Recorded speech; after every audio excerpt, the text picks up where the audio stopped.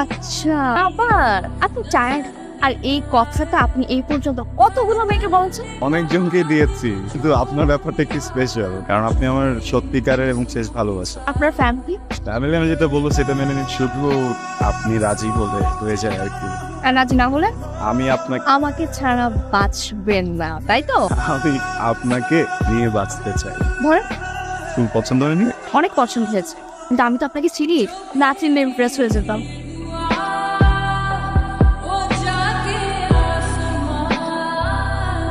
আপনার কাছে আমাকে লিভ দিবা? আপু ওই দিন একটা ছেলে আসলো না হাত কেটে আমাদের হসপিটালে, ওই ছেলেটা আমাদের ওদেরকে প্রবেশ করছে। মামা তাতে চলেন তো। ভাইয়া প্লিজ আমাকে একটা পছন্দ করে, আমি তোমাকে অনেক ভালোবাসি। তাই কেন ভালো লাগে আমাকে? তুমি আমার ব্যাপারে কতটুকু জানো? তুমি ডাক্তার, তুমি দেখতে সুন্দর, না মায়া।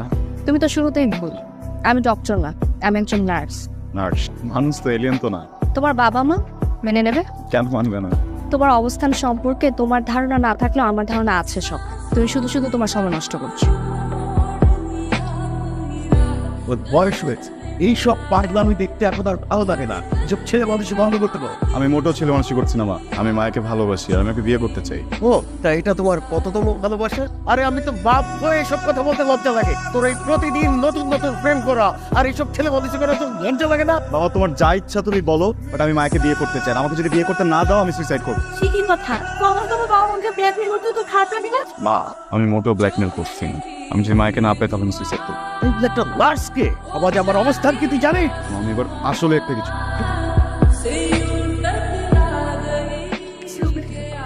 আপু আপনি এখানে?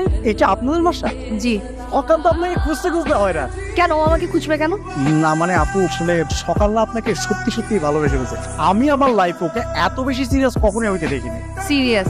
নতুন করে সুইসাইড করার সময় চলে আসছে, তাই না? দেখেন এবার কিন্তু অন্য হসপিটাল নেবেন। আপু আপু সত্যি আপনাকে ও ভালোবেসে ফেলছে, মানে আপনার হসপিটালের সামনে সকাল থেকে ও দাঁড়ায় থাকে। প্লিজ আপু আপনি জাস্ট ওর সাথে একবার দেখা করুন প্লিজ। তুমি কেন আমার কাছ থেকে দূরে পালাচ্ছ? আমি তোমার থেকে এই জন্য পালিয়ে বেড়াচ্ছি কারণ তুমি যেটা চাচ্ছ সেটা সম্ভব না। সব আমাদের একসাথে কোনো ফিউচার নেই। কে বলেছে ফিউচার নেই? কেন সম্ভব না? আমার বাবা মা তোমাকে নিয়ে রাজি, তোমার সবকিছু তো আমি মেনে নিই। আমাদের মধ্যে অনেক ডিফারেন্স সব।